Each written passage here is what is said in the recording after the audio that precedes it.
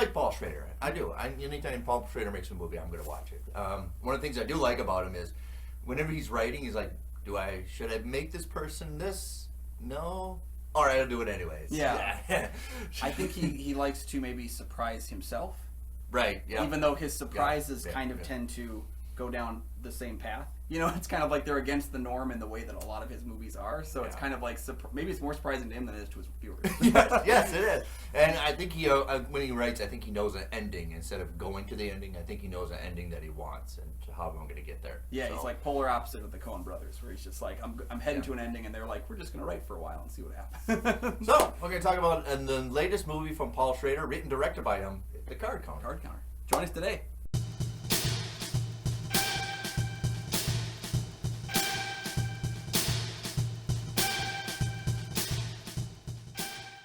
Welcome back to the show. I'm one of your hosts, Kyle Goethe from GoatFilmReviews.com. I'm Nick from the St. Paul Filmcast.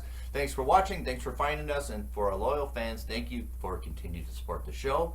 You can follow the show on Twitter and on Instagram. We do have a Patreon. Check that out for some great options to tell us what to do. Today we're going to talk about Paul Schrader's latest movie, The Card Counter, with Oscar Isaac. Yes, so The Card Counter. William Tell is a gambler and a card counter who bets low, wins low, and avoids detection at the casinos he plays.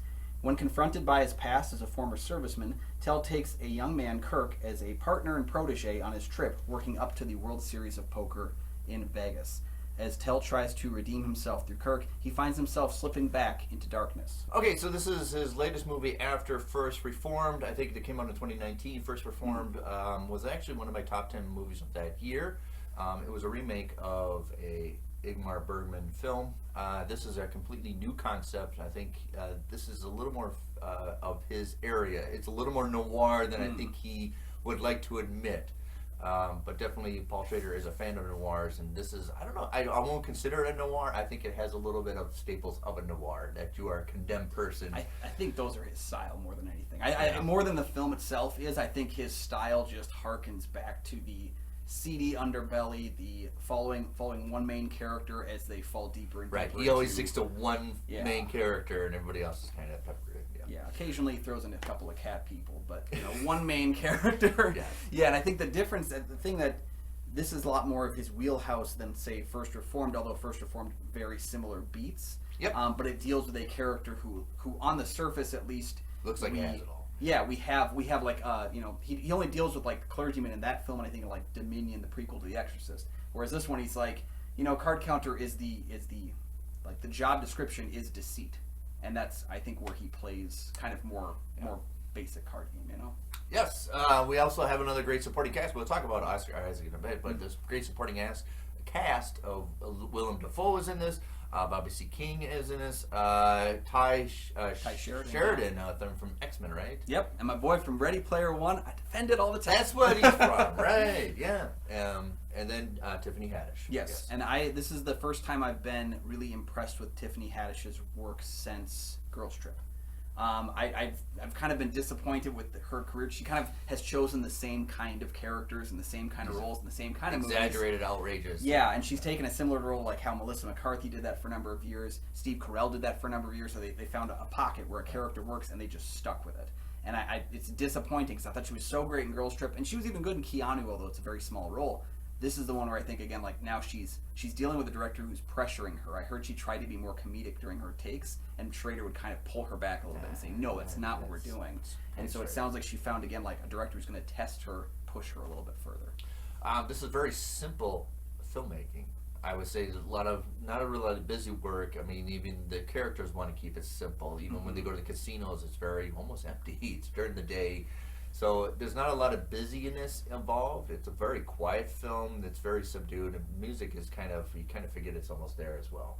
Yeah, it reminded me a bit of how David Lynch deals with casinos. He doesn't do the Vegas, all the lights are the sparkle and everything. Yeah. It's a very reduced, kind of like desolate. Yeah, it's it's like a dying landscape. Maybe hopes and dreams come here to die, and that's why we're going to show it in such a way. Oscar Isaac does have a past that he kind of wants to forget about, but then it gets kind of sparked. You woken something up to me. That's what this character says. And that, I think, is kind of a miss for me for writing, because it's like we don't understand his motivations for the switch. What, you woken up something new. Well, what is that? I can't explain it. And that's kind of what I kind of miss about that. I want a little more in depth of why he's going to, because he's really functioning. Yeah. What he's doing. Yeah. And What then he wants switched him? That's a great question, because in First Reform we get what switched him. In Taxi Driver we get what switched Travis Bickle. Dominion, we get what switched Father Marin. We get all of these kind of directional characters, and I do agree with you. I think the writing is a little. It's not a bad movie, but I think the writing is a little weak on character, which is usually one of his strengths. Yes. We get the character description, we get character detail, backstory, we get all this flavor, but I don't know if we get character direction in the screenplay. Which is too bad, because I think Oscar Isaac turns in a really great performance. He decided to take a break from playing Apocalypse and playing Star Wars and doing Moon Knight and like do something like very restrictive, and he does a really great job with it, with a limited amount of like what he can play with on the screen, and it's just the character description written form isn't very good. I agree with everything you say, because he plays this very like defeated, but also I've got everything under control. Yep. And we know that it's going to stray off. But I do like the simplicity. They have like a lot of. He's doing a diary. Mm-hmm. It's a lot of too quiet, and it's a lot of. I think it's too self-aware. Okay. For a film. See, I think the flavor is one of the things that works best for the character of William Tell and the film itself. When we spend those times in the prison, we get that really fantastic camera choice that makes like it kind of like jars your brain a little bit. Is flashback prison, right? Yeah, and then also like the way we showcase him wrapping the hotel furniture when he goes in, because he doesn't want to leave like a trace. He doesn't want to interact with the world around him. Yep. And then also the diary portion. Like there's a lot of flavor to his character that I really like. You know, that like he makes him lived in as a human. Yep. And it kind of does like make you feel quiet, makes you feel a little bit disturbed, a little uneasy by someone who hasn't even really done anything that's completely disturbing yet. No, not yet. It's almost like Taxi Driver. He hasn't done anything yet, but it's just like he's almost circumnavigating, right? I do like the choice because the costuming, because he kind of wants to blend into the environment. He doesn't want to stand out. It's a very muted colorization. Mm-hmm. Even when he's in prison, he doesn't really want to stand out. So he's almost part of the environment. A lot of the characters are kind of part of the environment as well. So it's a very all-encompassing scene. You see, what I got from that was that he doesn't want to stand out, because the one time that we see him in the film standing out, it's when he's taking the picture with the prisoner when he's working as a serviceman, and that of course leads to him getting in a lot of trouble because of what he's been doing, which obviously he should get in trouble for. But that's why, I think you're right. I think in the prison he's kind of like, I don't want to get fights with people if I can. Like I want to like blend into the scenery. When he's at the casinos, then that kind of feeds into his card counting. I don't want the security to notice me. I don't want other players to notice me. I want to get in, like I said, bet low, win low, and get out.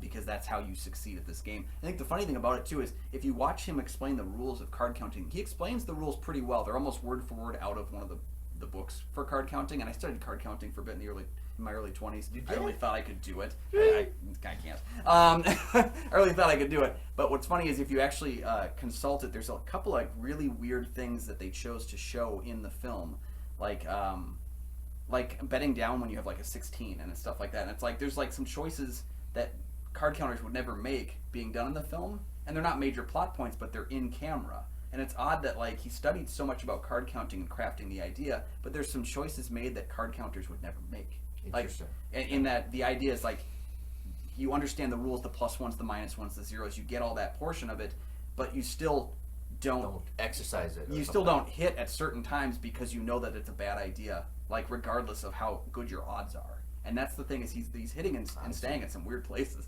It's a little thing, but it's something you notice. It's kind of like when my dad... But it's intentional. Like when you shoot that shot, you show 16, right? You should plan the cards out to be right. It's just like, what I say is, my dad was an EMT for years. When he would see EMTs in movies, he would complain about the realistic, quality of this. Yeah. I noticed some stuff as a blackjack player where I was like, that's an odd choice. And I checked it online. I was like, yeah, there's no reason to do that. No. But regardless, it's a small nitpick. So there's a lot of stationary camera work in this. The cinematographer is Alexander Denham. I hope I say his name right. He also did cinematography for First Reform with Paul Schrader. So this is the second time they're teaming up. I don't think he did a lot of camera work before that. So I think it's somebody that Paul Schrader kind of found. He had done other work in the system, I believe. Like he had worked on films before, but never cinematography. At least to not the extent that we're talking about there. He must have just found a spot in First Reformed. First Reformed too, very similar looking in terms of their very cinematography. stationary camera work. Yeah. That film does have a few more, I would say, like the dream sequence kind of stuff, a little bit more ethereal stuff. But this one, very similar. Because the prison they use that camera that Yorgos Lanthimos loves to use, like for The Favorite and all that. Yeah. So they're very similar looking films, even, and that kind of plays into again with the similarities of Paul Schrader. Yes. There's a song that keeps repeating in it. The word is "In My Lonesome Aberration," which is his loneliness, right? Mm-hmm. So it's in arbitration. You're deviant from your plan. In my lonesome aberration, you're deviating from your plan, which is the whole point of the story. I think that's the whole caption of the theme of this, even though we don't have a really clear explanation why he's deviating from his whole plan. Other than just motivation from his character, Ty Sheridan's character. Yeah, because he works alone. In this film, we see him not working alone twice with two different characters that he comes into contact with. He's fine on his own. Yeah, and he seems to have trouble with interacting with people. Yeah. And maybe, I don't know, is that the lesson? Is that the COVID lesson? Don't interact with other people because you'll end up having in a lot of trouble. Right. Maybe, I don't know. That's, I guess, the card counter for me, so many elements of it are well made. And I'm a hypocrite in this description here, but this feels like Paul Schrader playing by the numbers. He's got his color by numbers, and he's filling in the gaps perfectly, exactly how he would. Mute the color, keep it quiet. But it feels just like a Paul Schrader movie that doesn't really shine. And I say that as somebody who, every time Quentin Tarantino comes out with a movie, I absolutely adore it, even though it's kind of the same thing. Yeah. These directors, they find themselves in these areas, and he makes a compelling film. It was on Obama's top 14 of the year. It was Paul Schrader's #1 favorite movie of 2021. He wrote that down. He put the card counter as his favorite movie of the year. But it's something. Something that he is playing by the numbers, and that kind of did make me go, I kind of see where we're going to go here and there, and we kind of did the whole time. And I just kind of wish he had maybe tested himself a little bit. And I don't buy the chemistry with Tiffany Haddish and Oscar Isaac. They work great by themselves, but I just don't buy that they all of a sudden get seduced by each other. I don't buy the attraction portion. I buy the working relationship. I do too. I don't buy the attraction. And when, spoiler alert, when they get at it, I don't buy that scene either. Right. It just doesn't give the delivery punch that we usually see with Paul Schrader. Yeah, whereas I do see the chemistry between Isaac and Ty Sheridan. Yeah. And Ty Sheridan's playing a very different character than he's played in a lot of other movies that I've seen him in. Most of the time he's kind of the plucky kid, he's kind of the maybe the nerd, the loser, kind of the one who's like, I connect with Ty Sheridan in a lot of roles. I didn't connect with him in this movie, and for very good reason. He's a very tortured soul in this movie. And they have good chemistry together, I think.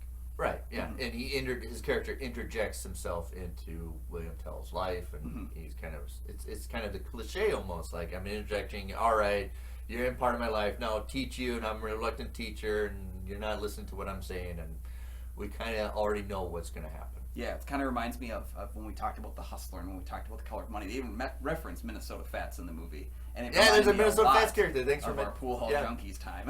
Right, yeah. So it's a lot of what we expect, what we know is going to happen. We know it's a little more noir, so we know the ending is going to be condemned, right? But which is another Schrader favorite.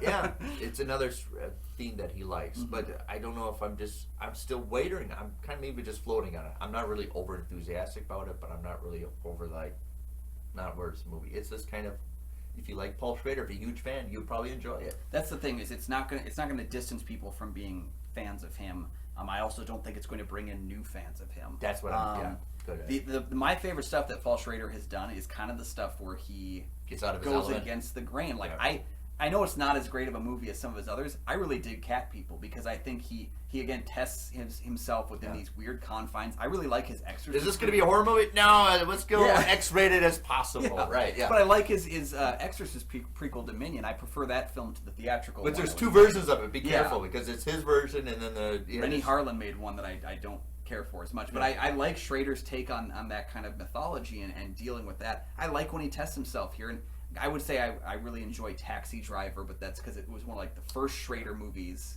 that kind of did this character condemning himself to Right. hell, you know? And especially if you're a new viewer and you haven't yet to see Taxi Driver, and if you've seen Card Counter, I think you probably appreciate Taxi Driver. Yeah, so I'm positive on the film. I just think it could have been something more. He could have tested himself a little bit more with this movie. We're going to do what we always say in Writer's Workshop. I think he played it too safe for himself. Yep. It's Which a classic don't do Schrader. it. Yeah, don't play safe. Do something, and he's always known for that. I'm not going to play safe, including cat people. And that's maybe the case, is that Paul Schrader's made a career on not playing safe, And then he goes safe, but against the studio system, against general Fighting storytelling. all the time, right? But now Yeah. he's playing it safe against himself. Yeah. Which may be his biggest problem, is overcoming his own style that he has given to for decades. I mean, he's been making movies for decades, so it's obvious. Like, we can see then those kind of like the steps being laid before us. My favorite part of the whole movie, it's just that pool scene where he finds Ty Sheridan's character in the pool, and there's some extras hanging on the pool a little bit, but the weather is so god awful. Yeah. Why are you at the pool? It's so it looked like it just rained. It looked like it's 40 degrees and you're by the pool.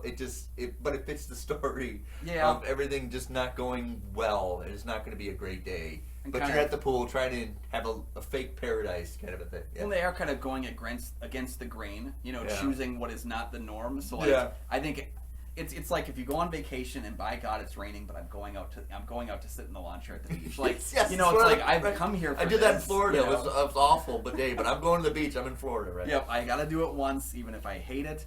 I'm not a person who beach goes too often, but when I was in Hawaii, I was like, I need to go sit on the beach for an hour and then get up and do something else. And that's what Ty Sheridan's doing, dang it, and we're gonna respect him. Yeah. So it's a little bit of reference of, like we said, we like Taxi Driver. If you like, we'd also critique The Hustler. It's a little more influence of The Hustler, even though is pool. This is a little more of card games. It's a danger to me because I think anything you do about card gambling movies, you're going to bore me. I just think it's a boring activity unless, because you kind of know what you have to do. Almost Casino Royale, you know what you're going to go down and be two one-on-one. Yep. And then it's all, what's my cards and what's my cards. So there's a very dangerous play of almost being too bored, but I think if you wrote it that he enjoys the boredom a little bit better and he's going to jump into this area, I don't know. It's just a little too safe. Yeah, I'm going back to the same thing. I agree. I think it can be done really well when you add a style to it that matches it. I just don't know if Schrader matches the card counting. I think you have to give flair to blackjack and poker. I look at movies like 21. I think 21 does a really good job of dealing with the blackjack card counting style. Well, Marty is a producer of this. Casino does a really great job of dealing with it, although there's not a lot of card play actually in Casino, but it's dealt with nicely. Casino Royale does really good, I think, with that one scene. But you're right, we know where it's going to end up. And I almost feel like if you're going to make a movie about blackjack or poker, you should actually kind of literally give it the style of like how they do it on ESPN when they do World Series. Like show like the percentages down in the corner. Like something actually have, like that. Because that's what the later Rocky movies did. Instead of showcasing just the fight itself, they would actually do like ESPN Tonight, Rocky faces off, and they would show it as if it was actually on TV. And it kind of gave it enough flavor and style that as somebody who watches like the HBO matches, like, I just don't, that would never be Schrader's like visual aesthetic. Since we're almost at the conclusion of this, I want to talk about the ending, which is so disappointing because if you're going to do it off camera, then have some excitement in it. If you're going to have a little more of monotonous activity throughout your whole movie, then really give me a punch at the end like you did with Taxi Driver or something. Instead of doing it off camera is so deflating for me. 2 deaths off camera. Right. Like not even just the last one, but the second to last one. Yeah. We know and the thing is, we know you're capable of it. Mm-hmm. And if you wouldn't give us someone like Willem Dafoe, who again is having a fantastic year between Nightmare Alley and Spider-Man and this movie and Northman coming out. He's having a great year. Too, right, yeah. So and then he was a host of SNL. Yeah. Right? So like Willem Dafoe, he can handle doing something wild. I mean, Antichrist. Go wild, go nuts, put it on the camera, have Oscar Isaac, Willem Dafoe do stunts, just beating the crap out of each other or something. I would love to know, because I have so the filming was paused with 5 days left to complete because of COVID restrictions. Schrader was notoriously very upset about this. He tweeted about it. He was very upset because he said, I'll shoot it until it's done. And he had to pause and they had to go back and shoot 5 more days. I wonder if that ending was part of the 5 days where they like Had to just kind of like had to just figure something out, or like, you know, we only have Willem for a little bit. Like, I don't know. I'm just guessing. I would love to know what those 5 days of shooting were, because that ending it needed just to feels have. like something's missing. It needed a punch, and I think he probably wanted to have some kind of a Taxi Driver ending to it, where he just go Agoria found something, and he just didn't have the time to set it up like that. And you just have to shoot it off camera and just make sound noises in the other room. I kept thinking those sheets being tied up in the hotel room are going to link to the ending somehow. Someone getting tied up and drug around. I think you know, that's- like I kept waiting for that, and I know that the sheet tying up thing actually came from when he worked on Cat People. His production designer, I'm going to say Ferdinando Scarfiotti, used to do this in his hotel room during production of Cat People. So it stayed with Paul Schrader for years, and he finally put it in a movie. But I still felt it was going to lead somewhere, and maybe it was going to, but it didn't. So, have you seen the card counter? Can you card count? Do you like Oscar Isaac in the movie? We have a bunch of questions about this. Yeah, let us know down in the comments section. While you're down Even though there, it's like a middle movie, there's still a lot of things to talk about it. oh, yeah, there's elements at play, and I am positive on the movie. Don't get me wrong. Right, I just think it could have been better. I've seen better Schrader films, and I've seen him test himself better. But why don't you let us know if you completely disagree down in the comments below. Like, subscribe, check out that Patreon. Nick called it out early in the episode. It's something gorgeous. It's something wonderful. You can help pick movies that we're going to talk about every single month. Yeah, I've got my copy of Cat People on DVD. I'll go get it right Maybe now. We should do the original too. Yeah. So thank you guys for joining us. Check out those links down below as well. And then we'll catch you at the next episode. For right now, though, you can find all my film reviews at goatfilmreviews.com. You can find the St. Paul Filmcast. Hey, we're starting season 4 in a couple of weeks. You can find it anywhere you find podcasts. Wonderful. And until next time, hit stay or do what you want to do, but just don't hit on a 16.